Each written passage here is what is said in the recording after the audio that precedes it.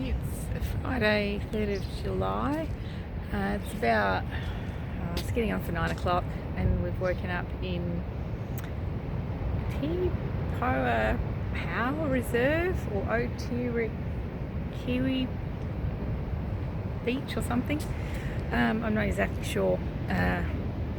It's just on the outskirts of Wellington on the beach. So we actually went to bed next to the beach, listening to the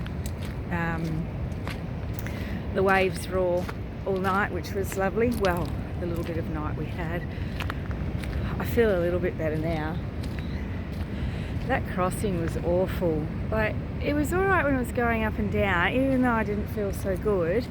But I was still able to, just lay down and go with it and think this is kind of like a really cool ride, but my body isn't used to it, so, it's not taking it so well. We'll just lay down, close our eyes, and it will be fine. But then it, turned, 2/3 of the way through, and it started rolling, and I had started off with a coffee, and I was writing before I laid down, and the coffee was there, and it stayed there the whole time, so I thought it can't be too bad. You could hear the booming. If you had been in a smaller boat, it would have been quite jarring, going over those waves, but it felt like we were going with the wind and with the seas, just up and over the waves. But when it started rolling, the coffee kind of slid. I was like, I need to do something about it now, and I'd wanted to get up to see if it was going to be warmer in the cinema area, but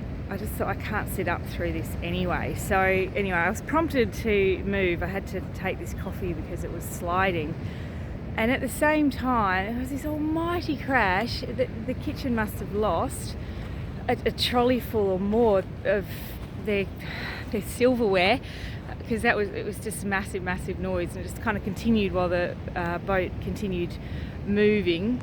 There's a lot of mumbles and groans, so I had to get up and pour this coffee out, and the only place I could think was, obviously in the lavatory. So I've gone down there, and the hallway from the cafe lounge area to the toilets is probably about 15 feet wide. You pass 2 cars down there, and I seriously got bounced from one side to the other. It was unbelievable. It just didn't feel like it was moving that much while I was laying down, but when I was standing up, my goodness.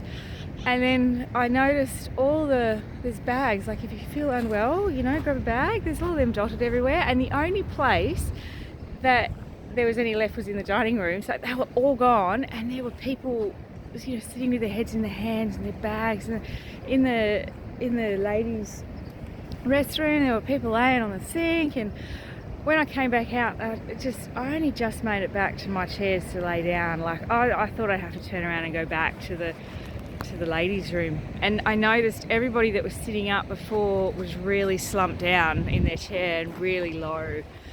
But after a little while it calmed down. Obviously we've come in through the Sound and hit Wellington, and I heard a bit of movement, so I got up because they had free tea and coffee and Milo and toast. I noticed. I thought, well, I'll have the toast out now, and we'll get some of that into us before we disembark. And when I went into the dining room again and went up to those windows, wow, Wellington is a real capital city. It was just high rises, not massive high rises like we've got in, say, Perth, because that's really all I know, which are 40, 50 stories tall.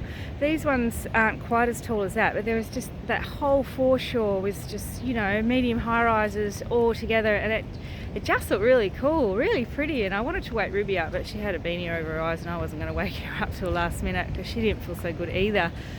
And she did say later that even her apple wanted to vomit. That's how bad it was. So I made some toast, and I pilfered a little bit of Vegemite for Ruby for future use.